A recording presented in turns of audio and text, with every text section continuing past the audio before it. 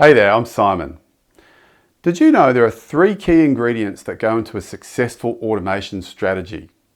As an automation expert at Smart UI, I've stuck to these 3 key ingredients and helped so many clients move towards success. Those 3 things serve as the foundation for your automation strategy. Much like leaving the flour out of baking a cake, you can't skip these 3 essentials. To successfully integrate automation into your business, you need a clear vision.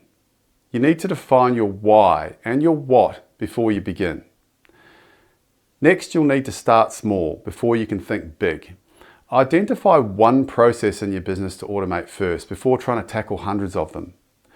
Once you get one right, you can iterate to build automation into more of your business processes.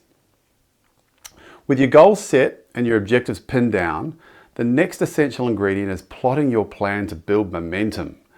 That roadmap gives you a clear path towards scaling up automation and managing the process in an effective, measurable way.